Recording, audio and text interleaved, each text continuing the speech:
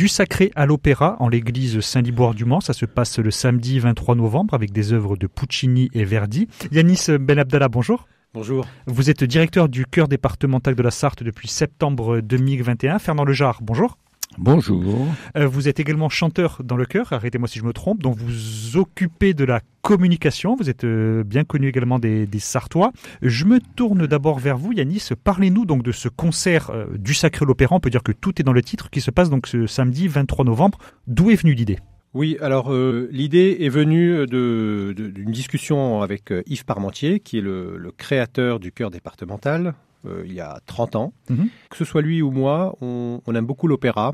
Et à la suite d'une discussion, on s'est dit que ça serait bien de faire un partenariat avec son chœur à la Baule, autour de Puccini, qui est vraiment le summum du romantisme italien, et notamment du genre de l'opéra. Et juste que Puccini, dans sa jeunesse, a commencé par quelques œuvres religieuses. Et donc, on a pris la Missa di Gloria, qui est un oratorio. Et ça nous permet de faire un programme du Sacré à l'Opéra. C'est-à-dire qu'on commence avec un oratorio et la deuxième partie sera des airs et des chœurs de Verdi. Donc vous êtes vous êtes chef de chœur du chœur départemental ici en Sarthe. Et vous allez vous produire, c'est important, en tant que ténor ce soir-là. Oui.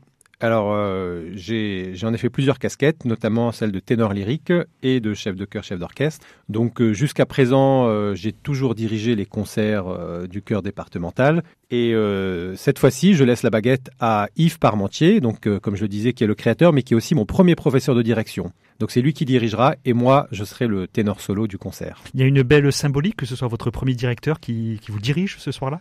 Absolument. Je tiens beaucoup au symbole. C'est important pour moi. Et c'était mon premier professeur de direction. C'était le créateur du chœur départemental. On fête aussi les 30 ans du chœur. Donc voilà, il y a une logique à tout ça.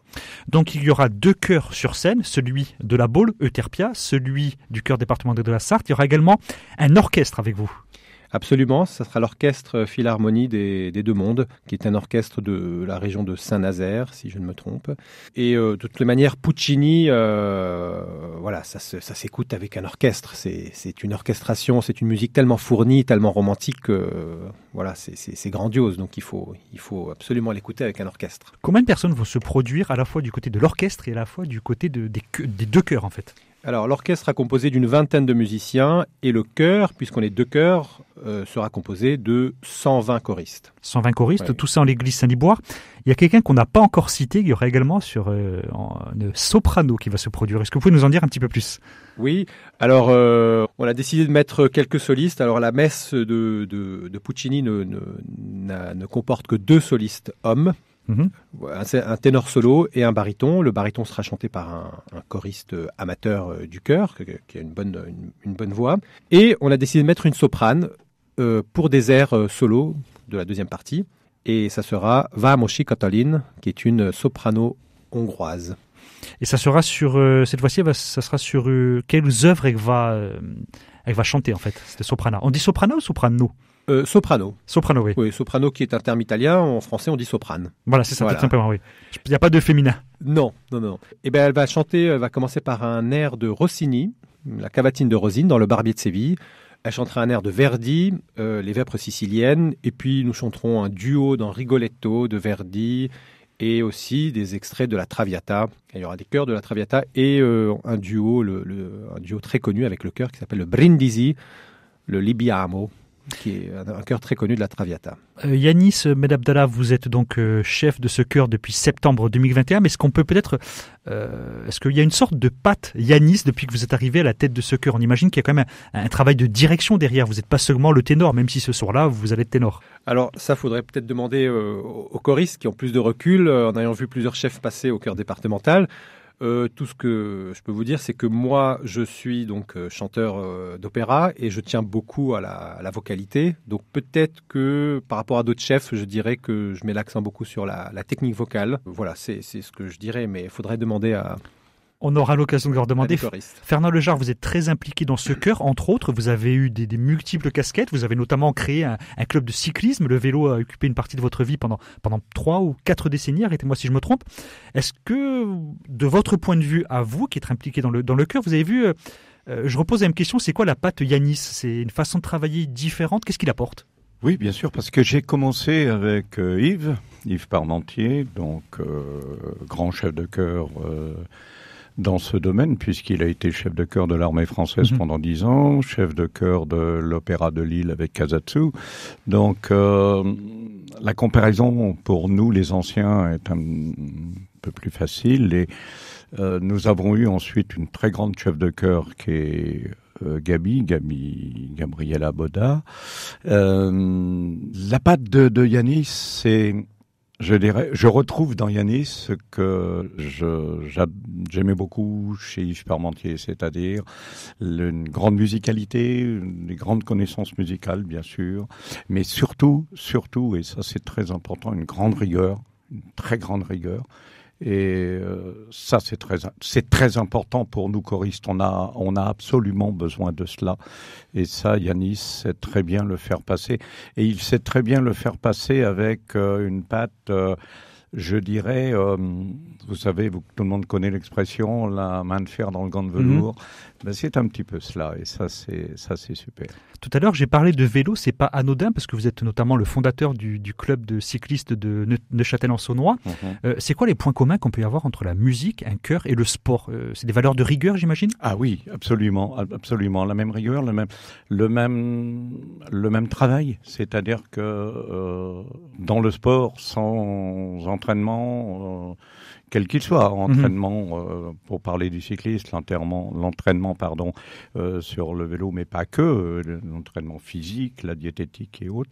Et au niveau du chant, au niveau d'un chœur, c'est exactement la même chose. Je reprends toujours, parce que cette formule me plaît beaucoup, celle de Yudi Menuhin qui avait dit lors d'un interview, le journaliste lui demande en disant « Maître, vous aviez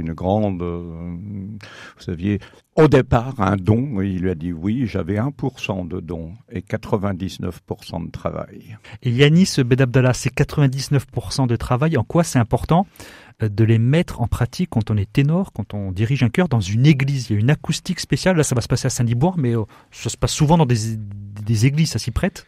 Oui, absolument. Les églises sont conçues de telle sorte à ce qu'il y ait une bonne acoustique. Le chant étant une part importante de la liturgie, d'ailleurs. Absolument. Le chant, en général, la musique est née dans l'église. Voilà. Donc c'est quand même, ils sont intimement liés. Pour revenir à la première question sur le travail, les 99%, tout se fait dans la préparation, les répétitions. Très important d'être très exigeant, rigoureux. Et puis lorsqu'on arrive au moment du concert, que ce soit dans une église ou à une salle de concert, un théâtre, c'est l'aboutissement de tout ce travail-là. Et l'acoustique fait que ça amplifie ou ça sublime l'œuvre. Donc c'est tout un processus. Et les églises sont voilà. Toutes les églises n'ont pas forcément une acoustique parfaite, mais en tout cas, celle de Saint-Liboire est très très bien pour les concerts. Comment ça s'explique? C'est une église contemporaine pour ceux qui ne sont pas allés, donc l'architecture est différente des églises un peu plus classiques, on dira, mais ces édifices plus contemporains ont été conçus différemment. Comment vous, en tant que ténor, vous le ressentez en fait? Vous faites des essais, j'imagine, donc. En tant que ténor, nous, même en tant que chanteur d'opéra en général, on est très sensible à l'acoustique. Une acoustique peut embellir une voix comme peut l'enlaidir. C'est risqué. C'est risqué et tout chanteur, la première chose qu'il fait en arrivant dans une salle, il teste l'acoustique. En faisant un son, voir comment sa voix, elle sonne dans un espace. C'est vrai que c'est une église moderne qui n'est qui est un peu particulière, mais qui est typique de cette époque-là. Je crois qu'elle est juste après la Seconde Guerre mondiale. Oui, c'est de 60-70, il me semble. Voilà, c'est ça. Donc c'est un peu tout en béton. Alors le béton est quand même une matière qui réverbe. Donc ça permet quand même d'avoir un retour de son, une acoustique. Le bois est parfait aussi pour l'acoustique, mais la grandeur de Saint-Liboire fait que le son circule de manière beaucoup plus aérée. Le toit n'est pas très élevé et donc il n'y a pas trop... Dès qu'on voit une nef qui est trop surélevée, on sait que l'acoustique va tourner et qu'on aura une réverb qui sera beaucoup trop grande. Par exemple, si je prends... Alors, l'exemple le plus extrême, c'est l'abbaye de l'Épau.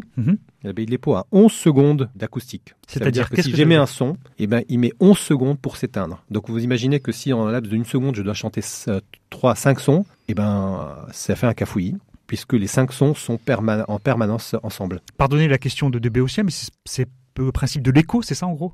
Pas forcément, oui. C'est ça? Oui, c'est le principe de l'écho. Oui, absolument. Des fois, ça peut arriver si on est à la montagne ou dans un lieu fermé, qu'on est de gecko. Donc, c'est important en gros, l'abbaye de Guépos ne s'y prête pas forcément. Pourtant, il y a des concerts là-bas aussi. Oui, mais il travaille sur l'acoustique. Voilà. Il y a des panneaux pour baisser la réverbération. Fernand Lojard, du coup, même question. Saint-Liboire, c'est un bon choix pour un chœur ? Oui, vous parliez de cette église. Oui, c'est un bon choix. C'est un bon choix pour divers points. Le premier, c'est que cette église date des années 60-70, où déjà on attachait de l'importance à la réverbération, au son que l'église pouvait redonner. Ce qui n'est pas le cas des églises qui ont été construites, des cathédrales qui ont été construites au Moyen-Âge. On n'y attachait pas cette grande importance. Même, je n'y étais pas, je n'étais pas encore né. Au Moyen-Âge, vous n'étiez pas encore là, effectivement. Mais je pense que c'était pas un point qui les importait. Ils n'y ont peut-être même jamais pensé. Alors, il y a des choses assez étonnantes. Moi, j'habite une petite commune qui s'appelle Neufchâtel. On a refait l'église, on a refait toute la toiture. Donc, l'église était complètement désossée, elle n'avait plus de chapiteaux.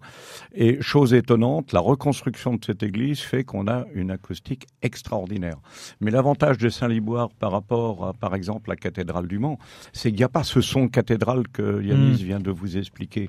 Et où quand vous êtes au milieu, on entend plutôt une bouillie parce que les sons s'entrechoquent les uns sur les autres. Et ça, c'est un avantage à Saint-Liboire, mais c'est la même chose à rue d'Isaac, Saint-Aldric. À Saint-Aldric, oui. Donc, en l'église Saint-Liboire, le 23 novembre à 17h30, le chœur départemental de la Sarthe se produit avec Euterpia, qui est ensemble vocal de la Baule, accompagné bien sûr de l'orchestre des Deux Mondes. Ça sera du Sacré à l'Opéra, des œuvres de Puccini, de Verdi, également un petit peu de Rossini. Voilà. Où c'est qu'on peut prendre les billets, tout simplement, Yanis ? Vous pouvez prendre vos billets sur Hello Asso et à la librairie Tuard. Et Doucet. Et Doucet. Tout à fait. Voilà. Merci tous les deux. Merci beaucoup. Merci à vous. Merci à vous.